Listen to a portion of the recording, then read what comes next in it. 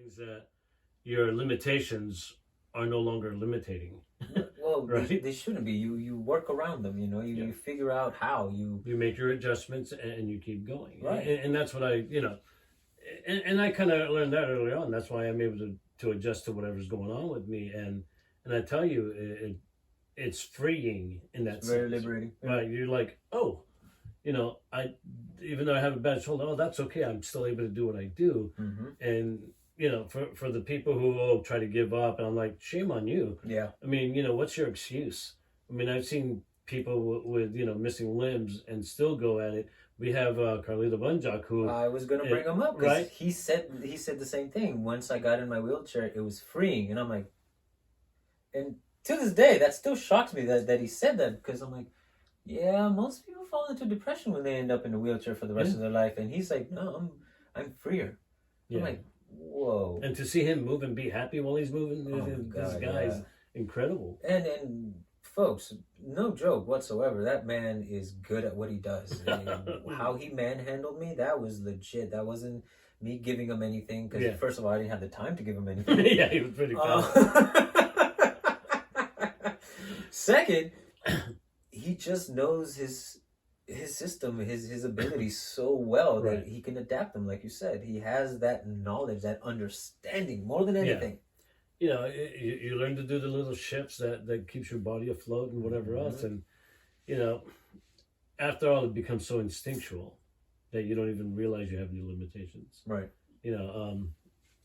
Well, I think one limitation that we do always have to be wary of is this one. Yeah, definitely.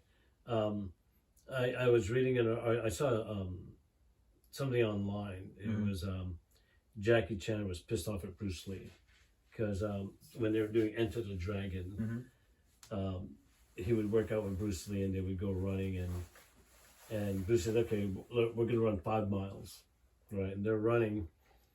Jackie Chan after 3 starts to gas out and he's pissed, and Bruce says, well then, you're giving up, right? And just kind of blew him off and said that, if you give up in your life, then you're going to give up in everything else. This is just running. Now your mentality is that, oh, I can give up here, I can give up there. And he just left him, right? And then Jackie was like, fuck that, I'm not going to let him do this. So he ran after him, ran the 5 miles, and then was pissed. And said, why did you do that? I go, because if I didn't do that, you would have just stopped and you would everything, you would have been, but it would have destroyed your life and you would never be, your brain has already said, okay, I'm stopping here. This is my limitation. Yeah, this is as far as I go. Yeah. But look, here you are 5 miles later. Sure, you're mad, but and then Jackie Chan realized that was the best thing the man could have ever said to him. And that's why he's where he's at. Wow. And I'm like, oh, that's okay. Interesting, yeah. Yeah, because people set this limitation for themselves and then don't go beyond it. Right. I had a hip replacement. I got up. My wife, who's in the medical field, that day when I got back from the surgery, she said, "Get off your ass, walk around." You better walk some laps. Yeah, and she had me walk all around the house. I'm like, okay, and I tell you, if I didn't do that, I wouldn't have been able to get up that Saturday and come to class and do what I do. Do you know how fat you would be right now? Oh yeah. But and that's just it though. I was ready to say, okay, I'm good. I just, hey, pity me. I have a bad hip, blah blah blah. She's like, get up. Yeah, she's like, get your fat ass up and walk around the house. And there I was, hobbling along. And with each step, I was getting better and stronger. I said, oh, okay, I can, So you're saying your wife is your Bruce Lee? She's my Bruce Lee. She would not let me just sit around and you know what I mean? Yeah, she wasn't going to pity you. And you need that, I think. I think, we're trying to have that episode where we have the wives of the martial artists, right? Oh. And Melba will be the first one. She said, yeah, I want to be on this show because I got so much shit to talk about you and what you do and the shit that you Dude, let's open the new year with that. Yeah, will work on it. We're working on it, folks. We definitely have a lot of things lined up for coming for the new year, so this break is definitely needed because we're gonna hit the ground running. Yeah, we have several things lined up. We're hoping to get word about that the Bruce Lee Museum. Oh, that's right. Yeah. Thank you, Bob. Thank you, Bob, who's set that up for us. And I guess in February sometime they're doing a Bruce Lee museum, Mm-hmm. and we've been tapped on the shoulder to possibly Possibly.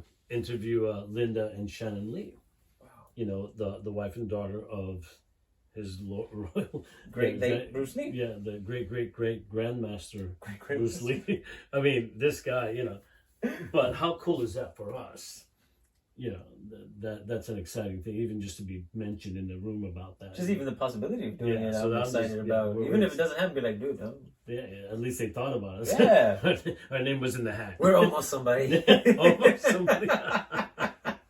But yeah, you know, so that's a cool thing. Oh man. You know, and all the other things, you know, Robert and I, my nephew, we're talking about ripping the Color Conversation, putting it on a podcast.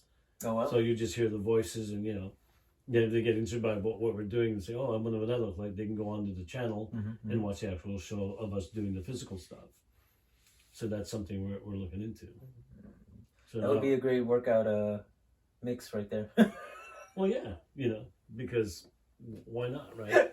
So he was telling me, yeah, you know, it's easy enough to do. Wow. You know, you just run it through a processor, and then it just rips all the sound The out, audio, yeah. and then you just post it up, just like you do with the YouTube stuff. I said, all right, let's make it happen. Nice. So that's something that's going to be on down the road. Another venue, yeah. Yeah, because a lot of the stuff that we do, especially the first 3 parts or so, is just talking. And I think that's the part that I really enjoy the most. The physical stuff, don't get me wrong, is a lot of fun, and even as recently as, you know, like, I don't know, a couple days ago, in my head I'll have flashbacks of different masters throwing me around, Right. and I pick up on something new, and I'm like, oh wait, they did this. Oh, let me explore that a little bit more, and then I start adding it to what I do, and Right. it helps enhance. But the conversation part, the human element, that's why I stay here. That's why I keep doing this, because, you know, I would have said F you a long time ago, because this takes up a lot of time outside of everything else that we already got going on. Yeah, I know. Hey, but I have a special thing that I wanted to mention.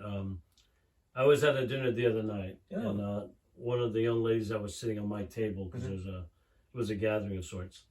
Her name is Jenny Jiang, and cool young lady. Her claim to fame is that she makes mochi donuts. Mochi donuts. Right? Really? Yeah, you know what mochis are, right? Yeah. But donuts. And I was talking to her, I was like, hey, you know, you'd be an interesting topic to have on our show. She's like, yeah, definitely, I'll wait. So wait for that, because I told her, but she'd have to bring like a couple dozen of donuts. Dude, I mean, free for food. the donuts, Free food. God, we're cheap. What are we talking about? Oh, the human element. Yeah. Yeah, because Right. it's. Well, here it is. She works a full-time job. But she got bored and wanted to try her thing, and people say, hey, these are really good. So next thing you know, she's mass producing them at home. She has no place, no business or anything like that. Wow. But she delivers them by herself. You know, she doesn't drive, so she Ubers it around, or people pick it up or whatever. But it's just a fascinating story. I was like, that would be kind of fun to talk to this girl. Is that one of those, like, I got sent home because of COVID and I got bored and Yeah, all and then of a sudden started making donuts? yeah. Huh. How fun of a story would that be? That'd be interesting to find out. Because again, you know, it goes back to what kind of person does that? What kind of person makes it work? Well, yeah, and again, she didn't set a limitation. You know, like we've just been talking about. It's like, I like how I stuck that in there, but that's what it's all about, isn't it? It's where you put yourself at any given time. Whether you plan to move upwards, stay stagnant, or drop to the bottom. And these people who constantly move upwards, they're the ones I want to talk to, because I want to be able to do that on the regular and see what it is they're doing that allows them. All these martial arts that we've talked to, what was the, right? What is the common denominator? They all want to move up. They all want to, I mean, Charlie said it best. Yeah, I've been, you know, all of this stuff is the idea of moving up to open up my own school, right? And how many of the other martial arts are the same way? Yeah. You know, they want to get to that black belt. They want to get to be a grandmaster. moving up is the whole thing, and not setting limitations. Say, oh, I'm only going to go this far, but they exceed that and say no, they keep going. So these are the things that I want to see and hear on our show. That you don't have to be a martial artist, because we've had other people on here. Yeah, we've had a pianist, and they were like, "What? That's crazy! What?" And we made it work because of the relationship that it was with the martial arts. And, well, like I said, the human element. Yeah. You know? So I think we're looking at branching out just a bit to show those things and see that it isn't so much. Our show has never really been strictly martial arts. I mean, we have a lot of martial arts people, but Because that's what we know. Yeah, but the stories they tell us has nothing, for the most part, has nothing to do about the martial arts, just how they got there. As the individual, their human spirit of how they went from this to this, and that's what I love hearing on our shows. Yeah, that is the fun part. That's like I said, that's what I look forward to. I'll bitch and moan about all the things I have to do prior to that, and then while I'm in it, I'm completely enthralled in the person. Yeah. I just it's funny because Dennis was saying, why are you doing this? And I'm like, dude, it's just fun to have a conversation with a total stranger. Yeah. And just go and hear what they have to say. Which I don't think a lot of people really believe us when we say we just met that person. Exactly. We know of them, we've heard of them, we bring them on the show, and then all of a sudden they're our best friends. Right, because I rewatched some of the episodes, I'm like, we met that guy that day, and all of a sudden we're just chit-chatting and bullshitting. Yeah, and they're telling us shit they would never tell any other friends, Yeah. Because we get that too, right? I've known that guy for 10 years. I've never heard that story from him. Right. Or, we ask, we don't pry. We're like, hey, what was that you mentioned? We're not going to talk about that. Or, well, let me tell you. And it's usually the let me tell you. Usually, yeah. But even the stuff, because the stuff they tell you, and then every once in a while we get one person that's like, yeah, we're not going to go into that. It just makes me curious. If you just told us all that stuff that a lot of people wouldn't, I can only imagine the things that you're not telling us. Right? We got to get that person drunk. So we're going to do an alcoholic episode. We're going to... Get Nelson Pinto. Oh, yeah. Well, actually, Charlie said that. He's like, next time, let's just, get a flight of beers and have beer tasting while we're on Konversation. I'm in, but I don't drink, so I'll be the mediator. You're going to be the designated drinker. That's right. Forever. Hey, it's a personal choice. Well, I appreciate it. We could always do that. That testing of how many drinks would it take to have us pass out. Oh my God, no! I can't play that game. I can't play the game. No, I've sworn off doing that because I'm the kind of person that blacks out, but doesn't go out. You know what I mean? Like I'm still moving, I'm still doing, and then the next day you're a zombie. And then next day I have to piece things together. Oh, who do I need to apologize? Apologize to that person. Apologize to that. I did what? Shit. We don't want that on camera. We don't want that on camera. That would still be fun, though. It's incriminating. Oh, it'd be funny as hell. Don't get me wrong, but I just... That'd be funny. Yeah. People would hate us. Okay. People would hate me. You, because I'm not drinking. Reasonably drunk is fine. There you go. Beyond that point is bad. Okay, we won't be doing that episode. I'm sorry about that. Yeah, no. We'll retract that. Usually we have to drive afterwards anyway. That's right. The other exciting parts about what we do and what we'll be doing is now that flight restrictions aren't so bad. Ooh. Somebody mentioned Al DeCostos. Oh, yeah. And I said, they wanted to do a Zoom with us. Folks, we don't do Zoom. We don't like it. We miss this part. So we're going to fly out there. I don't mind going to Hawaii. Okay, so done deal. We're going probably March. We'll work something out. February or March. I got to see what days I can get off from work. Some of the people I know watch the show, so I can't lie. So now I got to put down for the vacation. I can't say, "Oh, I'm sick this week." You could have left out the month. I know, but got the people something to look forward to. Right? Oh well, coming soon. Coming soon. But yeah, I mean, I would love to go see him because the first question is, oh God, so how's no. Maria? Yeah, I know you. Can you verify some of this stuff? Oh. I want to know what happened in that one place where they pull over, and he's Oh, with the chain? Yeah, with the chain. Yeah. Like, what was going through your head? And did you know those guys? Yeah, that would be a lot of fun. But yeah, we'd love to go visit him. I want to head out to Pennsylvania, talk to Master Z. Oh, that'd be awesome. You know, and even to Detroit to see Jeff Davidson. Yeah. So now that we're going to be able to fly soon on a more regular basis, that'll be a lot of fun. Yeah, my ex-wife's gonna hate me. More. But hey, I can't get the girls this weekend. See you Monday.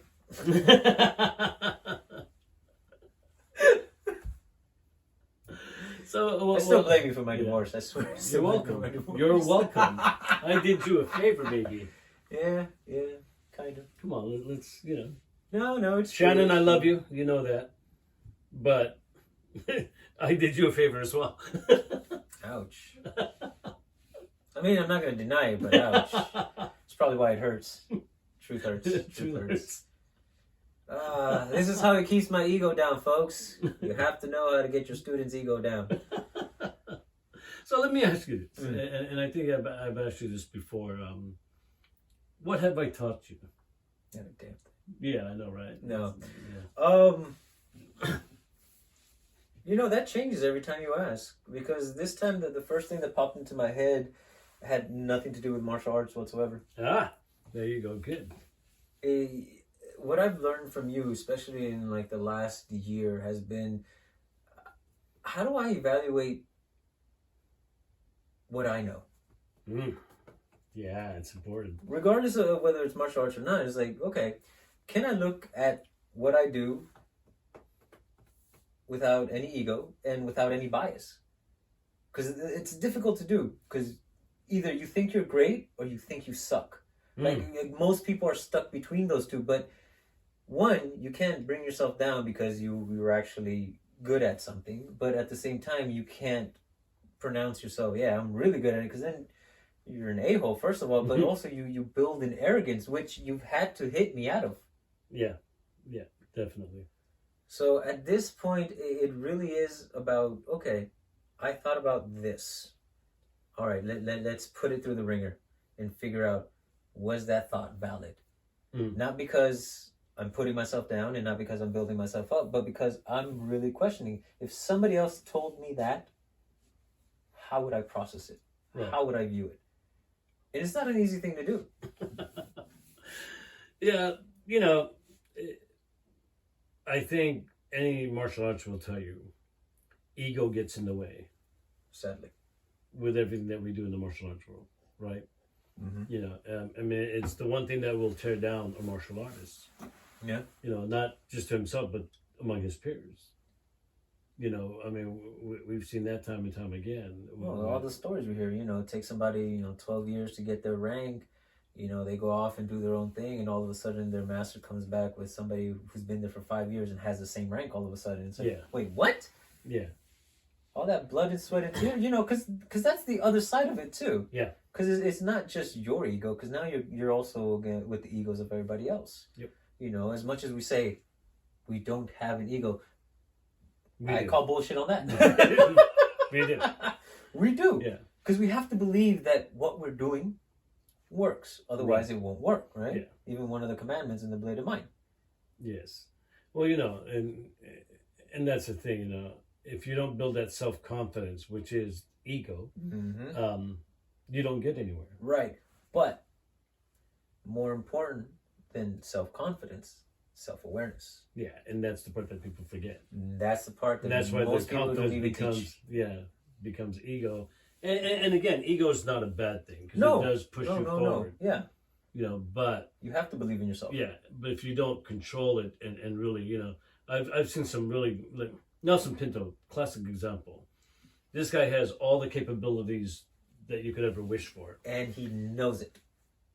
But yet he doesn't flaunt it that way. The most humble, right? Genuinely humble. Yeah. Not respectful, genuinely humble. Yeah, I mean, you can hear it in his voice when he's talking throughout that interview. Oh He's my just God, like, You know, oh, I want to learn everything. You know, I wish I had the powers to. He goes, you know, but then he's like hugs you like a teddy bear. He's like, oh shit.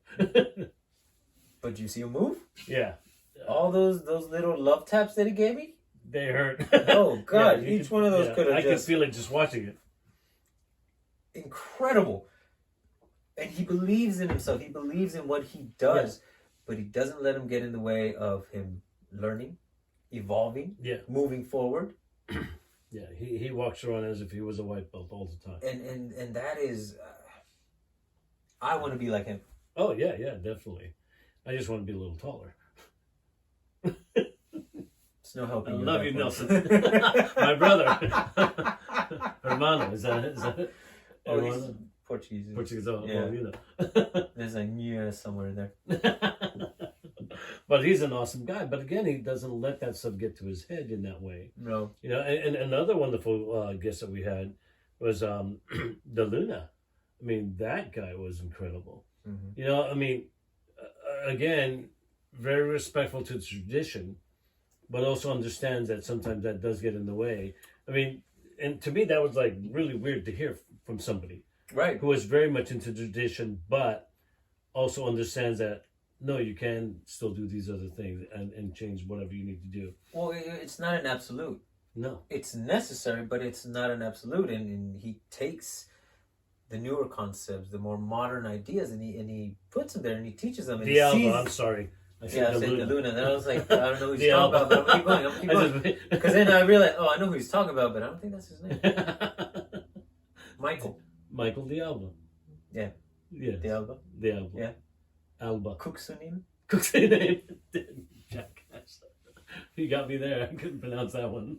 I wasn't going to get anywhere near that. I probably didn't do it right. Yeah. He might correct us. Probably. It sounded right, though. See the confidence in which I said it? You're an idiot. But yeah, you know, the stuff that he talked about, drawing that line.